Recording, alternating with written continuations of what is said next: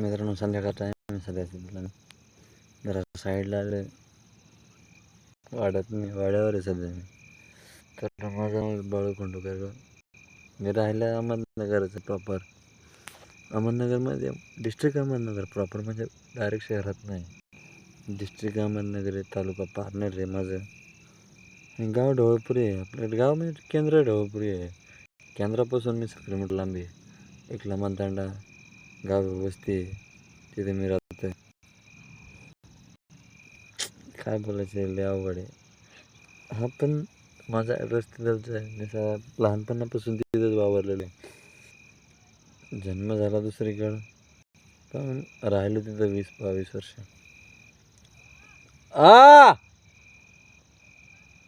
आलो. तर 20-22 वर्ष मी तिथंच राहिलेलो आहे घरी. 2008 पासून ते 2008 पासून ते 2024पर्यंत मी घरी होतो. 20 वर्ष नाही झाले, म्हणजे 18 वर्ष, 16-17-18 वर्ष घरी राहिलेले. तिथंच तर आता बाहेर राहायला कुठं मन वाटत नाही, बाहेर राहूशी वाटत नाही. बाहेर गेले तर पोट अवघड होतं, मेसचं खाऊन शरीर पातळ होतं. घरचे लय आठवण म्हणून लय मिस केलेले. घरची आठवण आल्यामुळे मी निघून आलेलो आहे लय वेळा.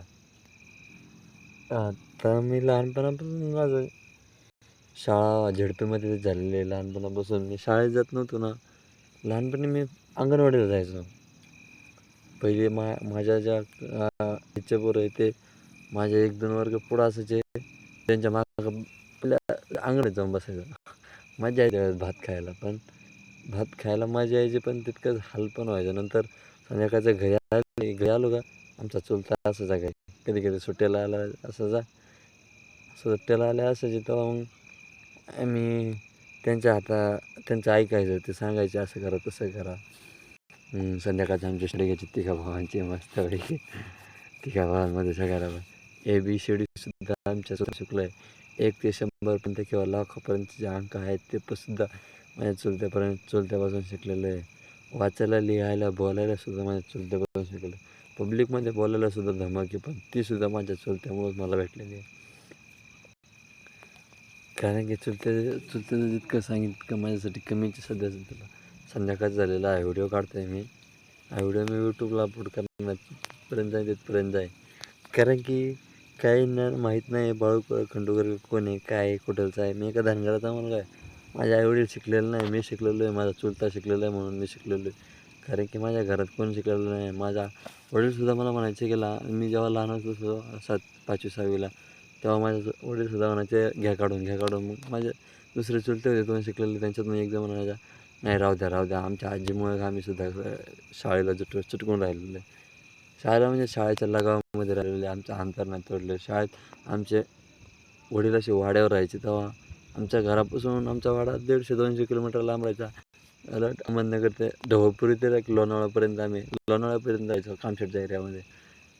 तर एवढ्या लांब राहायचो, तेव्हा मग आमचे वडील म्हणायचे नाही का तुम्ही आता बास झाली तुमची शाळा, चला.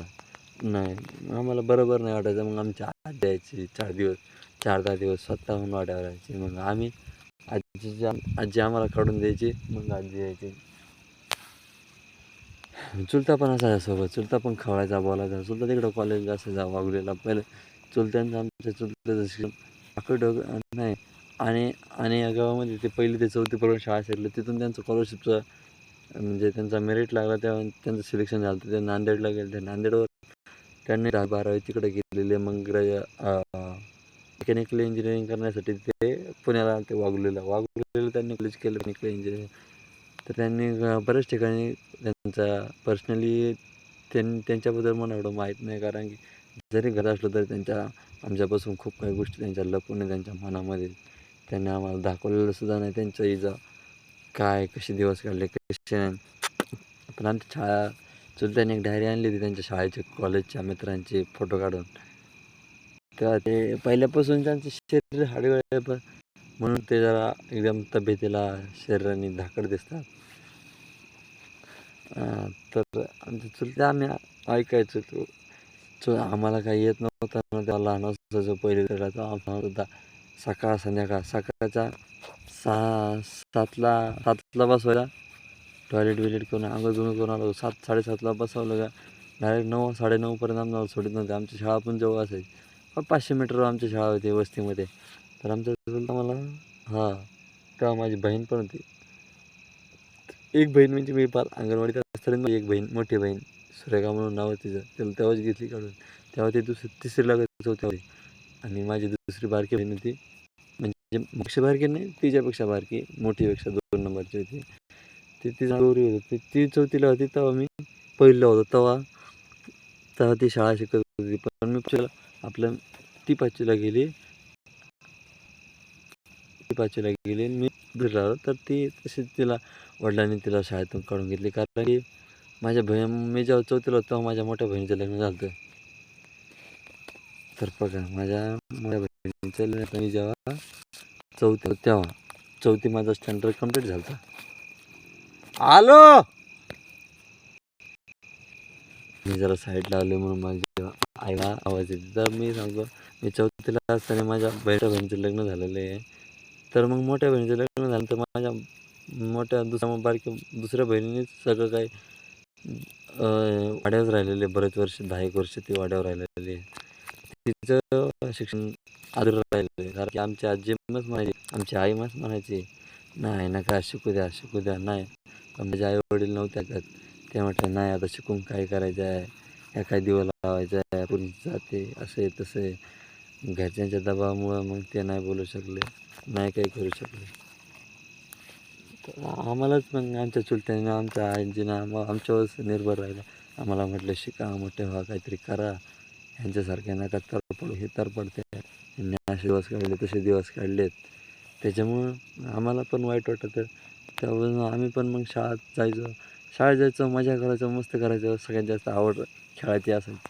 माझ्या भावांना पण खेळायची आवड होती, पण त्यांचं बाहेर चान्स एवढं नव्हतं. त्या खेळावर प्रेम एकाचं होतं, पण ना मित्रांचा लागला होता. तर त्याने नाही ते खेळ पूर्ण केला. तर दुसरा होता, त्याला खेळ मस्त आवडायचा, पण त्याचं शरीर त्याला साथ नव्हतं देत. कधी कधी मानसिकता नव्हती साथ देत. त्याचं शरीर आता वाढले, पहिले त्याचं शरीर नव्हतं. आता त्याचं वेट जरा 60च्या वर गेलेलं आहे. प्लस 60च्या त्यानंतर मी काय म्हणतो, माझा भाऊ सुद्धा एकदम धाकड आहे, दिसायला पण असा एकदम पैलवानासारखा दिसतो. कारण की त्याचं शरीर माझ्या वडिलांसारखे आहे. दुसरा भाव आहे, तो मोठा आहे, त्याचं पण शरीर माझ्या पप्पासारखं दिसतं सेम. तसेच माझा बापाचा एकदम. काय बोलायचं, जाऊ द्या मरू लई नाही बोलत माझ्यासाठी, कारण की आहे ते आहे. तर मी सध्या वाड्यावर आहे.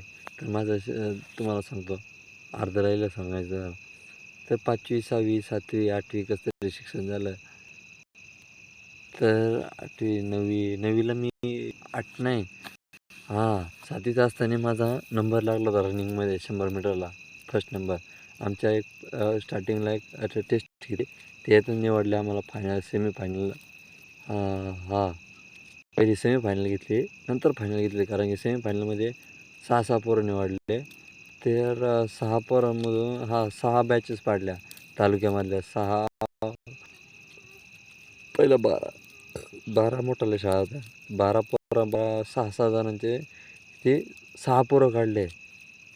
6 जणांच्या तुकड्या करून 2-2 पोरं काढले. 6 पोरं तर 3 भाऱ्या. तर आमच्या बरोबरीने 8 पोरं होते स्टार्टिंगला सेमीफायनलला. 8मधून 2 काढले, तर बाकीचे 6 पडले. तर बाकीच्या अजून 2 टीमा होत्या, त्यांच्यातून 2-2 निवडले.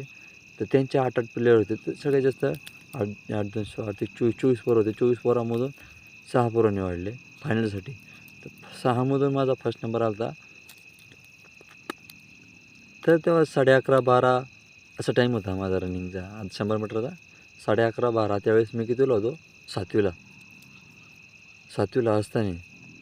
11:30 ते 12 बरं सेकंद, मिनटं नाही सेकंद. त्यावेळेस 100 मीटरचा टाईम होता माझा. 200 मीटरला पण मी भारी होतो, पण एवढं आम्हाला माहीत नव्हतं बाहेरचं. कारण की पहिलं आम्ही रनिंग खूप काही करायचो.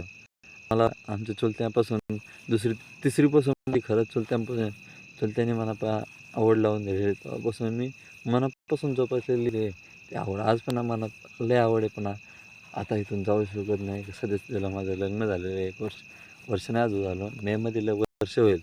मे 2026मध्ये माझं वर्ष होईल लग्नाला. एप्रिलपासून एप्रिल 2025 एप्रिल 2025पासून माझी रनिंग सगळी बंद आहे. कॉम्पिटिशन झालं 1 जूनला. 1 जून 2026ला माझं कॉम्पिटिशन झालं अहमदनगरला. 3 नाही 4 नंबरला लागलो हिटमध्ये. फायनल हिट होती डायरेक्ट 400 मीटरची. नाही नाही 2 हिटा काढल्या होत्या आमच्या. त्यातून 3 तिघं निवडले होते. मी 4 नंबरला होतो फायनलसाठी. सेमीफायनलला 8-8 जणांची हिथं 8-9 जणांची बॅच केली ती. ओपनला होतो मी. तर नाही म्हणा, पण नाही झालं. पण जर 4था नंबर लागला म्हटलं काय ते आहे 4 नंबर. पुढच्या वर्षी बघू. दरवर्षी मी म्हणतो पुढच्या वर्षी बघू. 2022ला म्हणलो पुढच्या वर्षी बघू. 2023ला म्हटलं पुढच्या वर्षी बघू. 2024ला म्हटलं पुढच्या वर्षी बघू. 2025ला म्हटलं पुढच्या वर्षी बघू. आता 2026 आहे. आता 2026 चालू आहे. म्हणजे आयावं आवाज येते. मग व्हिडिओ करायसाठी थांबलो आहे. पण नाही एवढंच सध्या स्थितीला सांगतो. माझी स्टोरी इथपर्यंत कुठपर्यंत 8वीपर्यंत. आता 7वीपासून 8वीला पण माझं कॉम्पिटिशन. 8वीला मी शाळेत झेडपीच्या शाळेत नव्हतं थांबणार. माध्यमिकच्या शाळेत घेऊन जाणार होतं, पण शिक्षक म्हटले ना एवढं वर्ष थांबाळू, कारण की तू हे शाळा आहे, नाही तर त्या शाळेचा एक पण मेडल नाही यायचं. मग म्हणून मी त्यावेळेस 8वीचं वर्ष पण तिथंच काढलं. शिक्षक पण माझे खूप रिस्पेक्ट करायचे, कारण की मी खेळायला खूप भारी असतो. अभ्यासाला ढ असलो, अभ्यासाला इतका पण ढ नव्हतं, मीडियम. लय लो क्वालिटीला नव्हतं, लय हाय क्वालिटीला नव्हतं. हाय क्वालिटीला आमच्या भागातले शुभम पवार, शुभम सीताराम पवार, अजून प्रथमेश ताराचंद्र राठोड, गौरव दिलीप पवार, अजून तेजस्विनी राम चव्हाण, अजून अजून 2-3 मुलगी होत्या.